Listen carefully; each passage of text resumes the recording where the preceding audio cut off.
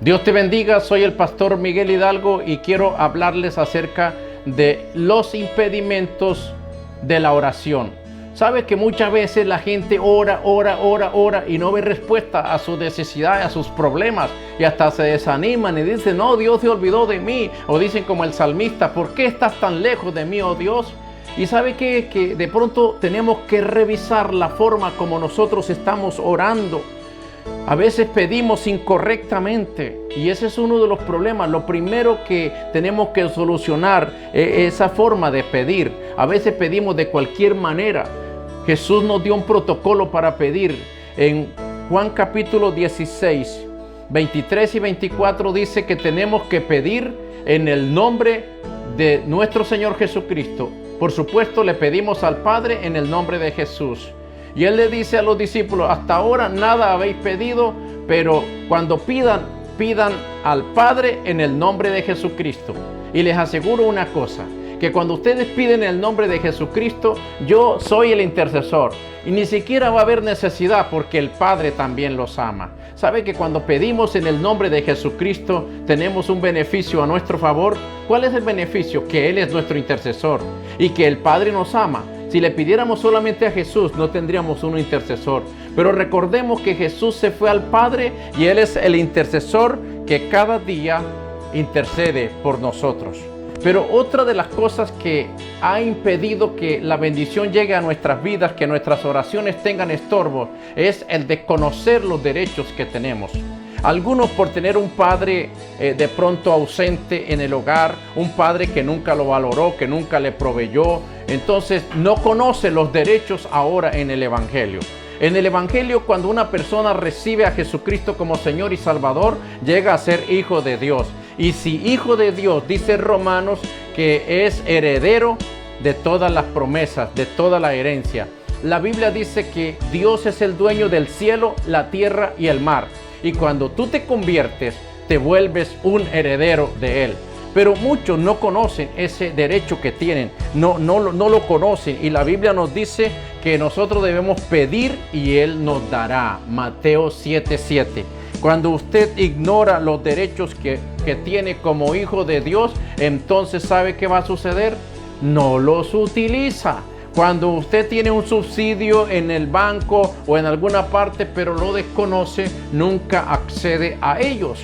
Pero tiene que entender que por ser hijo de Dios, tú tienes derechos. La Biblia dice que todos los que le recibieron, les dio el derecho de ser hijo de Dios.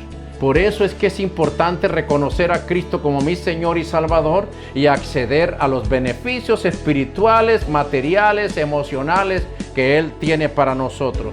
Otra de las cosas que impide que nuestras oraciones tengan éxito, por lo general, son pecados ocultos. El Salmo 66, 18 dice: si en mi corazón hubiera yo mirado la iniquidad, hubiera yo retenido la maldad, hubiera practicado el pecado, el Señor no me habría escuchado. Entonces hay que hacer un análisis exhaustivo de cómo están nuestras vidas, si realmente estamos viviendo en santidad. La Biblia dice que sin santidad nadie verá la gloria de Dios. Es muy importante, estimado oyente, estimado seguidor de las redes, es muy importante que usted entienda que sin santidad nadie verá la gloria de Dios. Y no se refiere solamente a cuando vayamos en el cielo.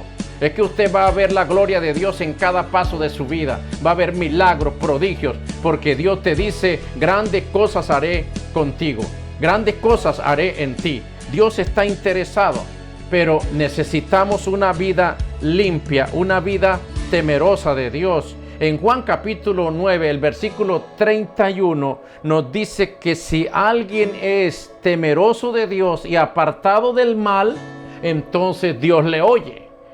Muchas veces, por estar practicando el pecado, la falta de temor a Dios nos lleva al pecado. Cuando le tememos a Dios, evitamos el pecado. Hay muchas partes de la Biblia que nos habla del tema. Por ejemplo, el temor a Dios es apartarse del pecado. Dice Proverbios 16:6. Y dice la palabra también que el temor a Dios es aborrecer el mal. Proverbios 8:13. En Job capítulo 1 nos dice la Biblia que Job era un hombre temeroso de Dios, apartado del mal. Mire que las dos cosas van juntas. Cuando alguien es temeroso de Dios, es apartado del mal. Dios quiere que nosotros seamos inteligentes, que nos apartemos del mal para poder tener el favor de Él. Una cuarta cosa que impide que la bendición venga a tu vida, amable amigo, es la falta de perdón. Por lo general la gente nos ha hecho mucho daño. Usted en este momento estará pensando, enseguida se le prendió el bombillo de alguien que te hizo daño. ¿Sabía usted que la mejor manera de vengarse de sus enemigos es perdonarlos? Porque si no, ellos te roban o te llevan lo que le quitaron, más la paz, la tranquilidad. Serán horas largas en la noche pensando en el problema, pensando en cómo hacer, cómo desquitarse, cómo vengarse. Entonces el perdón hace falta para que usted pueda acercarse a Dios. La Biblia dice en Marcos 11:25 que cuando tú estés orando tienes que perdonar, porque usted sabía que cuando usted comienza a orar, el enemigo mina su mente para traerle los problemas emocionales y desconectarle de Dios, para que usted, en vez de orar, tenga resentimientos y haya una cantidad de pensamientos de destrucción hacia usted o hacia el rival que le van a sacar de en medio de la oración. Jesús en el Padre Nuestro dice: perdona nuestras deudas como también nosotros perdonamos. Y que si no perdonamos, Él tampoco nos perdona. La palabra nos enseña que tenemos que soportarnos los unos a los otros y perdonando los unos a los otros. Debe ser un estilo de vida el perdonar. Pero déjame decirte que si tú vas a orar con un corazón herido y resentido, sin perdón, no vas a recibir nada. Otra cosa, la quinta cosa que es necesario tener en cuenta cuando usted va a orar es evitar la incredulidad. La incredulidad es una bofetada contra Dios. La Biblia nos dice en Números 14 que Dios se irritó contra el pueblo de Israel y dice: ¿hasta cuándo me van a irritar no creyéndome? Oiga, el no creerle a Dios lo irrita, le molesta, le incomoda. A Dios le gusta que nos acerquemos creyendo que Él le hay y que es galardonador de los que le buscan. Es decir, que creamos que Él existe, que es una realidad, pero que también entendamos que Él es galardonador de todos aquellos que le buscan. La palabra nos dice que Dios le dice a Sara cuando le promete un hijo, le dice, cuando Sara se está riendo y no cree, entonces Dios le dice: ¿por qué se ha reído Sara? ¿Acaso hay algo difícil para Dios? Las mismas palabras que le dijera a Jeremías: ¿hay algo imposible para Dios? O las mismas palabras que le dijo a María en el capítulo de Lucas capítulo 1, el verso 37, donde le dice a María: María, ¿acaso hay algo difícil para Dios? Le dice: tú vas a tener un bebé, María, y se va a llamar Jesús, y va a ser por concepción del Espíritu Santo. Y cuando ella dice que quiere saber la forma, y él explica que es por el Espíritu Santo, Dios le aclara: porque para Dios todo es posible. Para Dios no hay imposibles. Y ese Dios que no tiene atajos, que no tiene problemas, es el Dios que quiere bendecirte.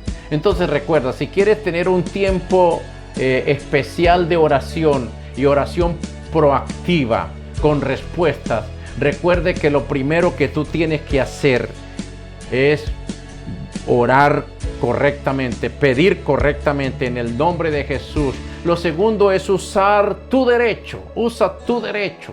Lo tercero es poder examinar tu vida, que estés bien con Dios, con la sociedad, con tu familia, con todo, porque fíjate que la palabra dice que nuestras oraciones tienen estorbos cuando maltratamos o cuando tratamos mal a nuestra pareja o a nuestra familia. Primera de Pedro 3:7.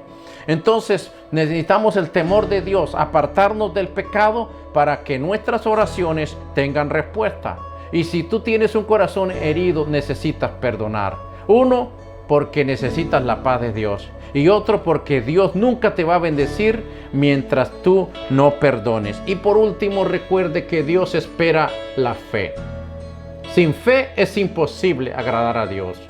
La falta de fe irrita a Dios, le molesta, porque eso es como si estuviéramos apocando su poder, diciendo que Él no puede. ¿Alguna vez te han dicho, tú puedes hacer algo? A mí me incomoda cuando alguien me dice, tú puedes hacer algo, como que me está limitando. Y son cosas muy sencillas que yo puedo hacer. Tú puedes abrir la puerta, imagínate. Tú puedes traerme un balde de agua, tú puedes traerme un vaso de agua. Son cosas que son cursi, ¿verdad? En cuanto a lo que yo puedo hacer. Pero cuando yo le digo a Dios, Dios, tú no puedes con este problema, tú no puedes con esta enfermedad, yo realmente ya pierdo la esperanza. Eso le irrita a Dios y por otro lado te hace perder tu milagro. Recuerda, ora eficazmente, pero evita errores comunes que se cometen dentro de la oración y verá que pronto tu oración tendrá un efecto positivo muy alentador para usted y para su familia.